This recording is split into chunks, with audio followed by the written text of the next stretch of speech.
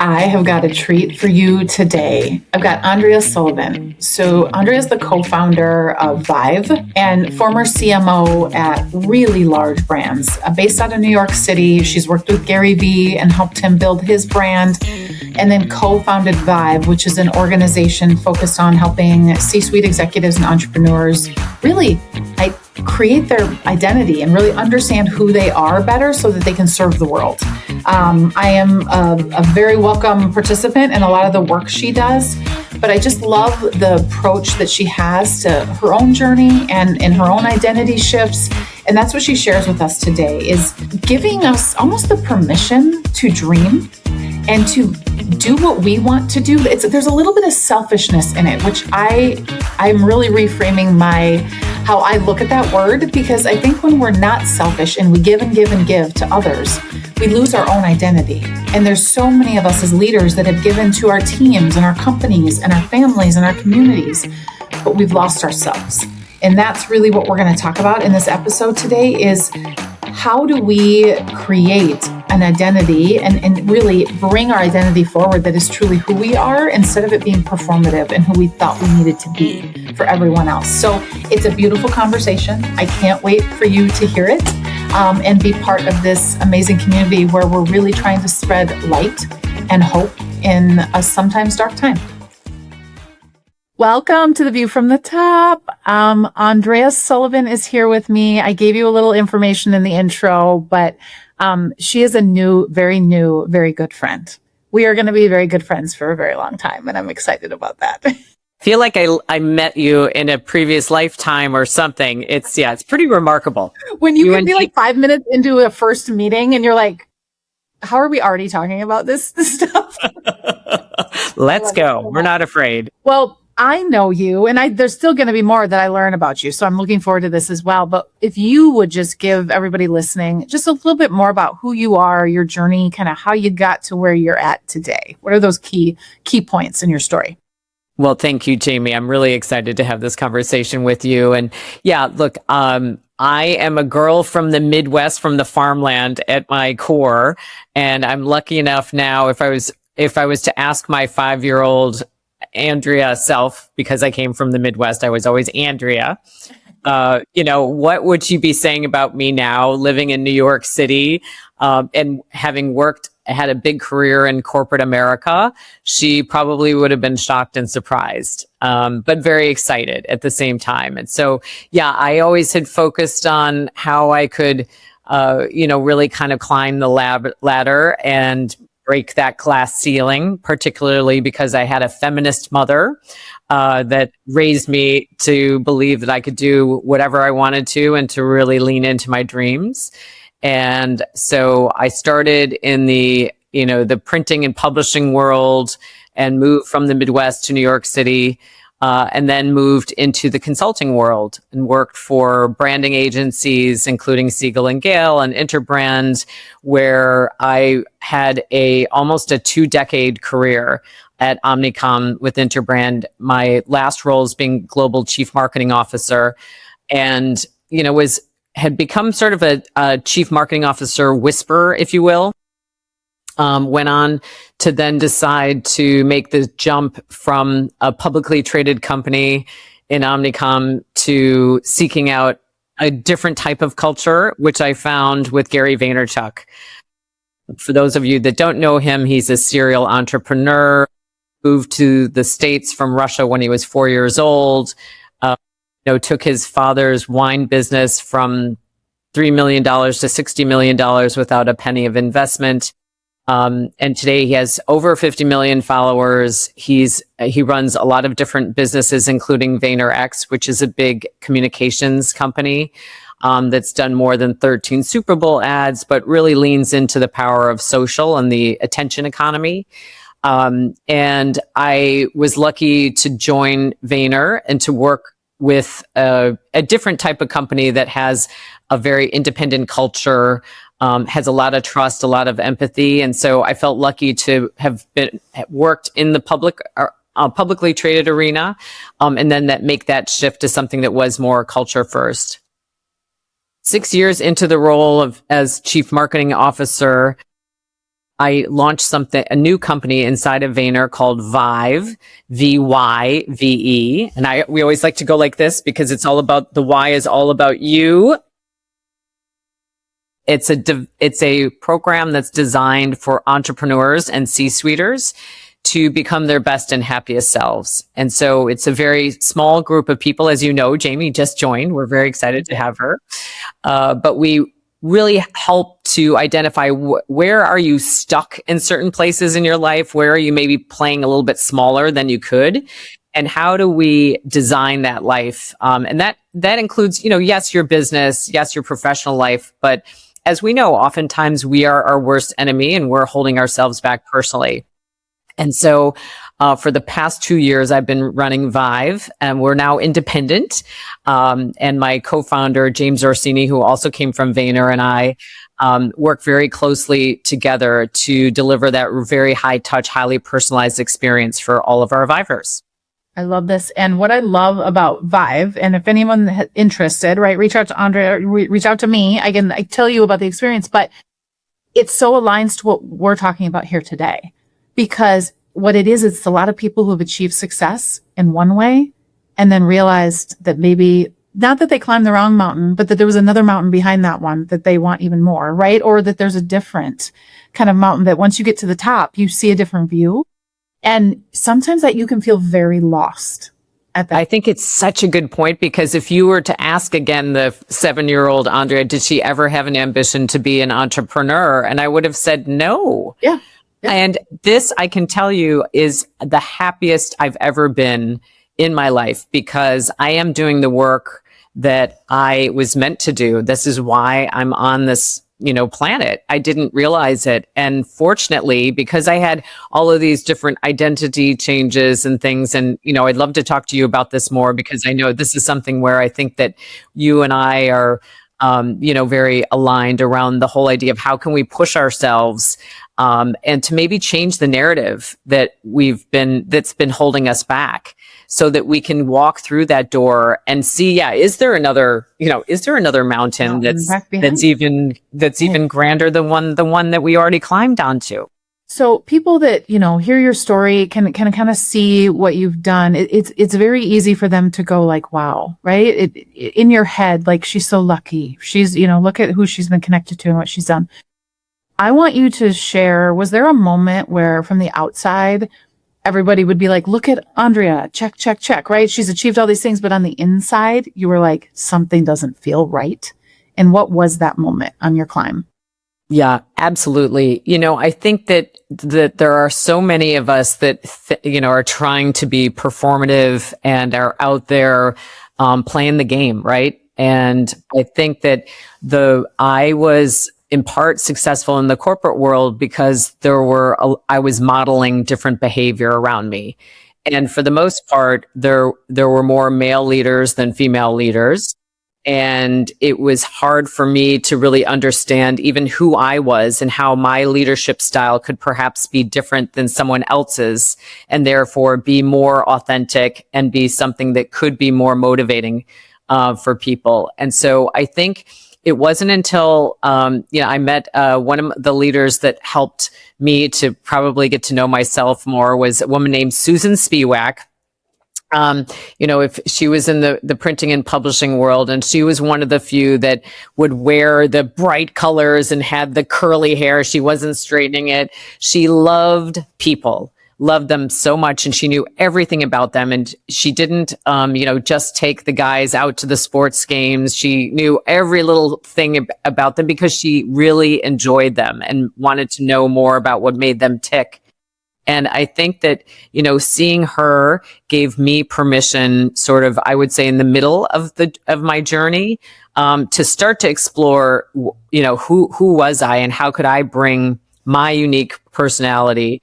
And I think, we've been laughing about the pronunciation of my name because I am Andrea. I grew up in the Midwest. I am Andrea because I changed the pronunciation of my name when I went to New York because I was embarrassed that I was from the Midwest and I wanted to hide that. And then Andrea, of course, right? You and I both have the love for Spain. So, that'll be my next chapter. But the fact I had to learn to own who I was and to celebrate the fact that I'm Midwestern and that there are great things about that and that stands out in New York. And so I think, to your question about, what are the moments? Some of it is to, erase the stigmas, the things that you may have been brought up to believe that, that aren't serving you anymore. I always say that there's, we have oftentimes somebody that's sitting on our shoulder and whispering not the nicest of things in our ears, right? And if we can knock that bitch off our shoulder or turn her into an angel, I had to name mine. It's my critical inner voice. Yes. And she talks way too much. She talks way too much. And so we need to either knock her off entirely, maybe invite somebody else, but that we can be our own worst enemies, right? And so I think that I didn't start that journey early enough. And I hope that listeners here, whenever you're listening to, to this kind of a message, that you honor yourself and that you know that you have the right to dream and to realize those dreams. That's one thing that we've been learning a lot about, that there are many entrepreneurs that simply don't believe they have, the right to kind of get up to that top of that mountain when it comes time to really climb that last bit, right? I love that. You have the right to dream, and you also have the right to change and be different. And to transform and to shift your identity. So I'm curious, as you've gone through these different phases, right, of your success, how have you managed that shifting of identity? Maybe some good management of it and some not so good, like areas like, how did that work for you? How did you do it? Yeah, I think that, there are so many different moments, and in particular, I think for women as well, where, you're a mother of 4, I'm a mother of 2. We're both, highly driven, business people as well, competitive, all the things. And I think it's easy to look at different role models and maybe discount how you're showing up in the world.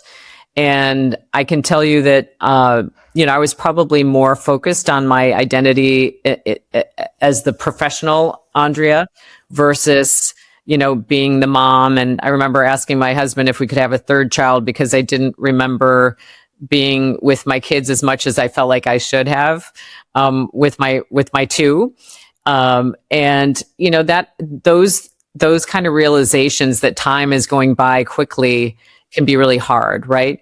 And I remember a time when my daughter told me that when she grew up, she wanted to be a stay-at-home mom, and she sort of rattled off all the things that I felt like were the key triggers, right, that make us feel less than. And that was, it felt hurtful at the time, only to later overhear her talking to all of her girlfriends when she's in high school and then in college, and hearing how some stories about how proud she is of me and how I brought her into different types of worlds and things like that and grown her. Yeah. And so sometimes identity is something that you continue to grow into. And I think that the more that we can get out of this comparative culture that we have, and always looking at the less than, that's what we need to do to help ourselves, but then help all of our girlfriends. Yes. I think there's a lot, big power. We both are, we run retreats. Jamie's of course, heading off tomorrow to run one. And I think the power in community is something that's really unlocking a lot right now. I think the biggest thing for me, and I always say, like, I've had to start paying attention to the rooms I'm in when my identity needs to shift, because it's not going to shift if I'm in the same rooms, having the same conversations with the same people. And that's hard as a people pleaser, because I just want all those people to still like me and still be with them and still be okay. And I'm not. And it's part of the reason I joined vYve is I want to elevate the rooms I'm in for my growth and for who I want to be. And you can't do that by holding on to that identity that you had before. And isn't it interesting also that when you open up a new door and you come in, that there's this permission to maybe show up in exactly the way you want to and the way that you are today, and not to be carrying all that baggage from before, and the freshness of that, and how others see you, and that maybe you don't see yourself in that way. Yes. The power in that is huge. Yes. And people don't realize the confidence that it can have. And sometimes there's a little bit of faking it till you actually believe it, right? Fake it till you believe it. You have to really choose the identity and like, these are the parts I want to be. And I think that's for the second mountain. So much of our identity is tied to the boxes we've checked, the title and the clout and the awards and the ego. And then when we get to that, right, what really matters kind of point in our lives, all of a sudden, none of those things matter anymore, but we're left with like, that's all I've ever known. Well, and isn't it interesting when we just had our conversation about the print assessment where we looked at each of our personalities and where we're living in best self and where we're living in shadow and the things that trigger us. And I think we all confess the fact that we get a little of that dopamine rush when we look at, the collecting of all the things that look good on paper and that make you say, wow, this person, their life must be amazing. And yet maybe you are sitting in a valley. Yes. And being able to understand that sometimes letting go a little bit and surrendering, which I don't really like that word. I feel like there must be another one out there, but the whole idea of not trying to muscle your way through to find out what that height is, that sometimes the pause, the things that happen, that happen in between the moments are where the major ahas happen. And I think that's what we certainly are finding with our vYvers with, in terms of their own journey, that yes, you want to be on a path and doing the work. And that's the way that you are going to become happier and more enlightened. But the downtime is as important, and the openness to seeing things in different ways and not just the grit and the working harder and the white knuckling and, adding more and not letting anything else go. I think that's what we're seeing a lot of in terms of this whole hustle culture. And is it really serving us anymore? Right. So as you've kind of throughout your success, is there a belief or a mindset or something that you had to let go of? Yeah, I think that the biggest thing for me was to let go of the idea that I'm in service just of someone else in terms of, that's the value of what I was meant to do professionally. And so I was always working on behalf of big companies, big leaders, helping them to develop their personal brands, their businesses, all of those kind of things. And to realize that I didn't know who I was all of a sudden, in my mid 50s, running my own company. And it was time for me to really do that self-discovery.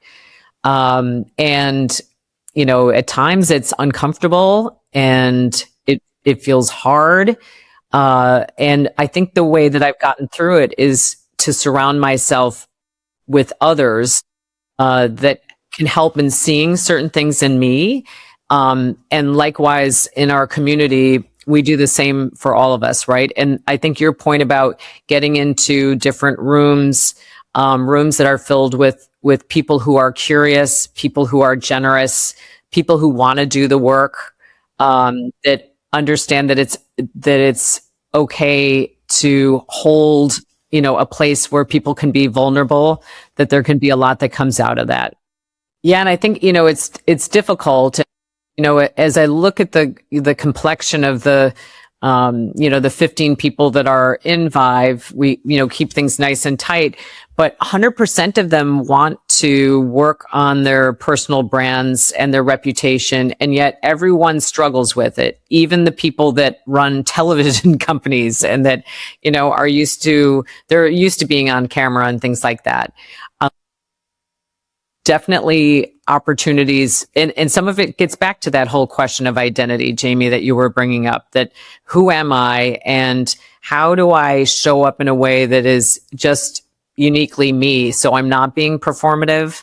And that's the kind of content that really resonates with people now. And that the algorithms are even promoting. It's the real stuff, right? So if I were to ask you how you define success 10 years ago, let's say, or whatever time frame you want, and how you define it now, how has your definition evolved? Yeah, so that's a really interesting question because I think that my success, if I was to look back, was largely the titles that I held because I felt that, I wanted to continue. I was a runner. I like getting medals. I felt like the title changes and the promotions and all that kind of thing were the equivalent of like, okay, I'm going somewhere, right?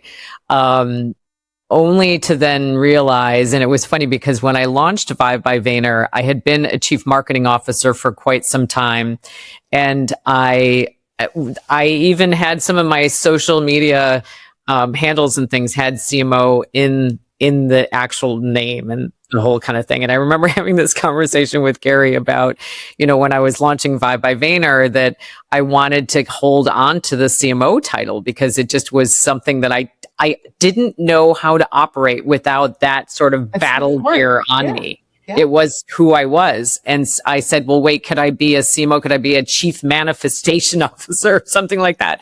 And he said to me, Andre, you have no idea how liberating this is going to be for you once you actually let go of something that you have just held on so tightly. Yes. And to actually go into these worlds where, yes, everything's new and it might feel a little scary being that entrepreneur and going into worlds where you're going through your own self-discovery as well as helping other people with the same.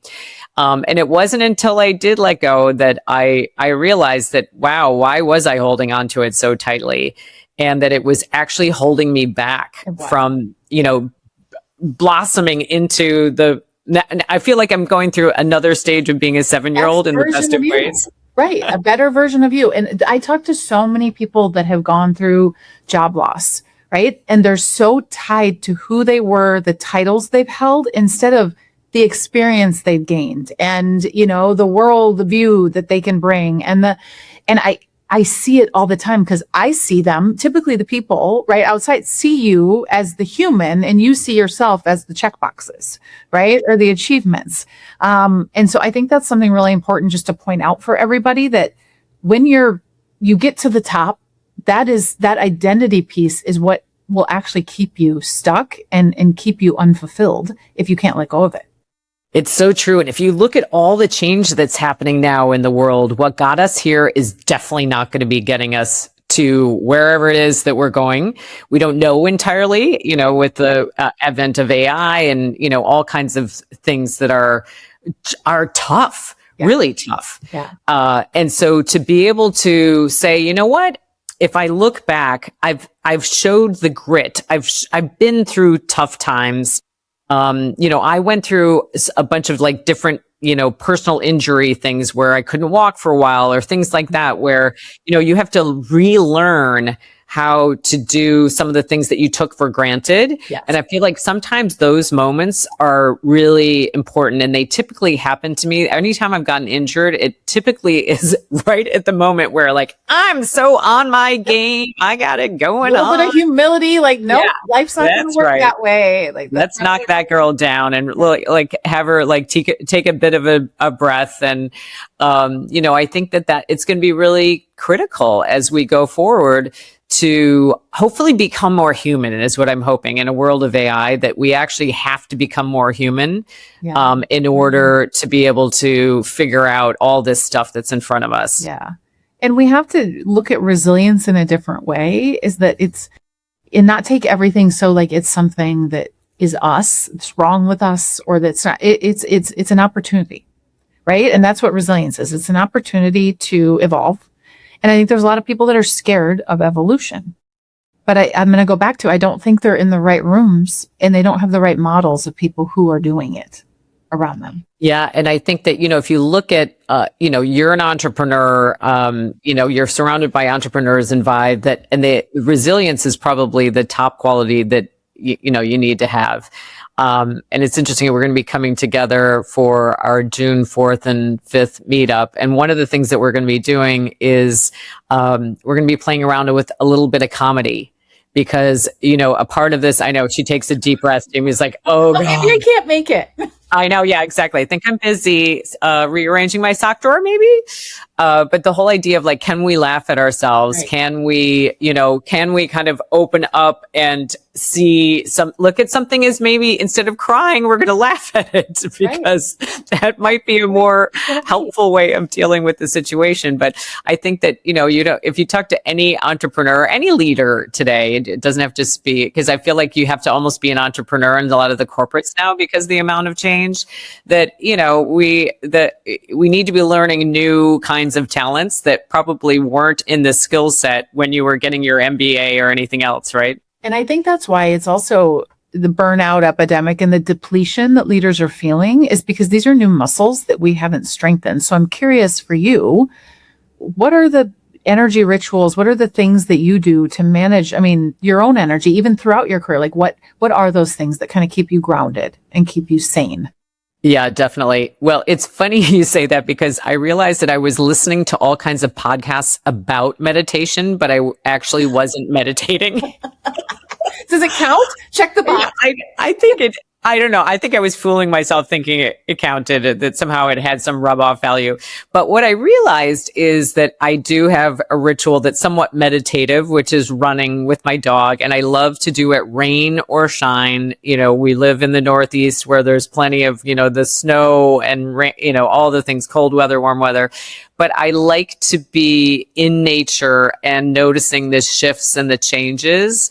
And to kind of honor that in myself. And I tend to go on, similar trails all the time. I don't change it up a lot because I like to see that progression and I like to have something that I don't think about. I just go and I do it and I force myself, or maybe not even force, I actually try to allow myself to think very freely. So sometimes, yes, I'll be listening to a podcast about meditation, or other times I'll tell myself, you know what, don't listen to music today. Don't listen to a podcast and try to eke out every second for a learning opportunity.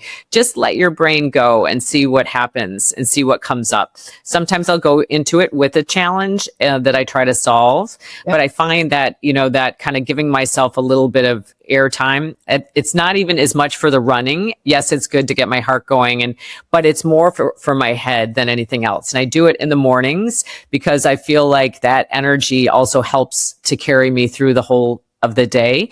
And that I also have already had my alone time. So anything that happens after that, I've already kind of set myself up for it. I love it. And I have a lot of, because I'm a big meditator, and I have a lot of people I talk to, executives, where they're like, I can't do the sit and meditate. Active meditation is a real thing, just so you know. Like that is a form of meditation. Yes, because I get. You're not just saying it to make me feel better. No, there are some people who it's an active meditation, and I always say if that's when your ideas come, then that is a meditation, right? That is that connection and the download of the ideas or the solution to a problem. And that's that mental repair that you need. So I love this example of you do not have to sit, Indian style with your fingers. Like there's different ways of meditating. And I think that's important for people. It's where you find your grounding. Well, that's great. Yeah. Oh, so I feel better already. You're doing it just right. What's one message that you hope somebody listening, gets from your story, from your journey, your advice that you've shared? What do you hope they take from this that they can apply?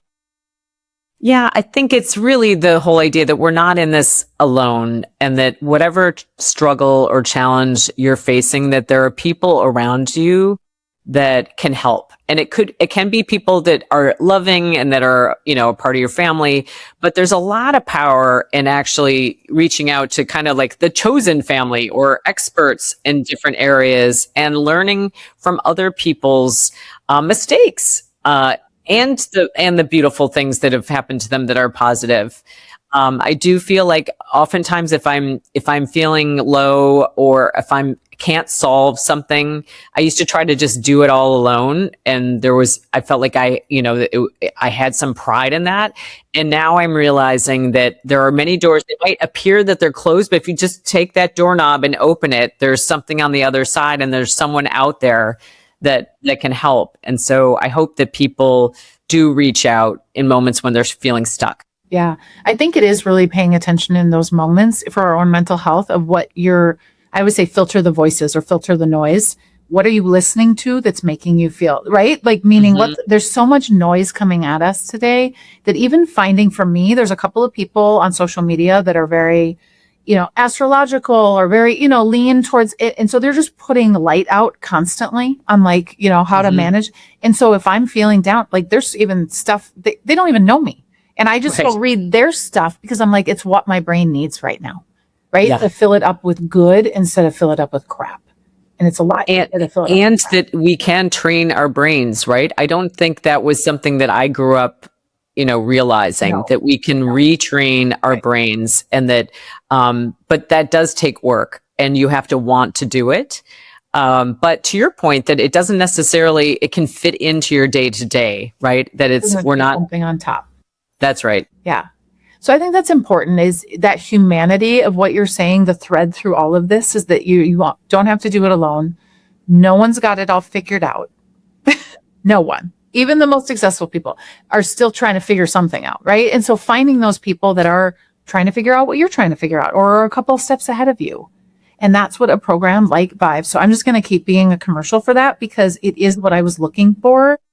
And it's, for me, it's investing in myself. And I think it took me way too long in my career and in my life to realize it's the greatest investment that I can make. Yeah. And that you deserve it, right? And the whole idea of maybe even reframing success into something that's more about significance.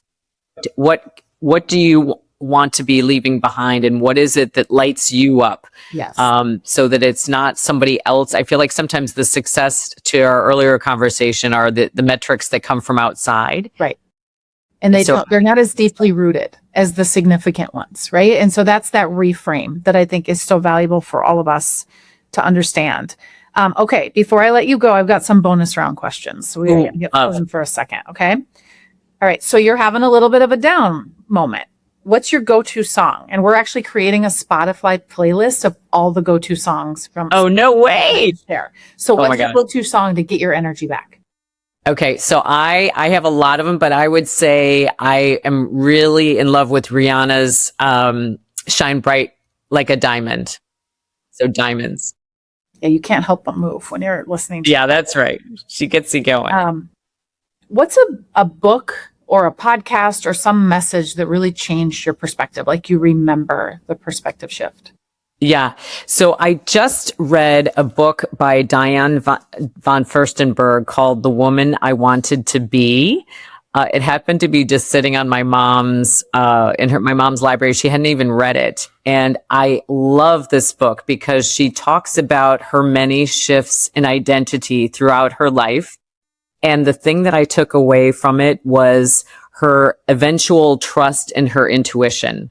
She kept telling herself, because other people would tell her she could scale her business bigger and look at this spreadsheet. And she said, no, I know where fashion is going and how a woman wants to feel. And she, kept not listening to her intuition. And then she finally realized that was a thing. And that's something that I see greatly in a lot of entrepreneurs, is they have tremendous intuition, but the world has told them to disregard it. Yep. The world is trying to tell them, well, all of us the world's trying to tell us who to be instead of listening to who we want to be, who we truly are. I love that. Okay. Well, one last one. So I'm going to give you a billboard, right? You've been in media. I'm going to give you a billboard, and every executive in New York City is going to see it coming and going. What message would you want on that billboard for them? I want do the damn thing. And that came out of, I took a group of 12 to Amsterdam, and it was funny because we all had to come up with an anchor statement. And mine was, it's essentially like, just put one foot in front of the other, right? But because we were in Amsterdam, we could actually spell it DAM, so I wouldn't get in trouble by my grandma. The damn thing. Well, that's a great way to end this conversation. Thank you for being here. Thank you for just being in my life. Oh, Jamie, I love you so much. Yeah. I love all the light you bring to the world. And it's just extraordinary to look at the volume of things that you juggle, and you do it with grace, and you do it with humanity, and you do it with love. Oh, thank you for that. And thank you to the listeners. This is a labor of love. The message is from here, and But I think it's a reframe we all need. In a world that feels dark and can feel very dark at times, there's a lot of light and there's a lot of people that are out there bringing the light. And so that's who I bring on. That's who I want to talk to. And so I hope you enjoy this. And I thank you for being part of this beautiful community that we're building. Thanks, Andrea. Thank you. Thanks for shining so brightly. Success isn't just about reaching the top. It's about what you discover once you're there. Here on View from the Top, we explore the stories, the setbacks, and the inner work that redefine what success really means. If this episode resonated with you, I'd encourage you to share it with someone who might need it right now. And to stay connected, make sure and subscribe so you get notified when we release new episodes. You can connect with me on Instagram, LinkedIn, and Facebook, or visit my website at jaimetaets.com. All of the links are in the show notes. Thank you for listening to View from the Top. We'll see you at the top and beyond.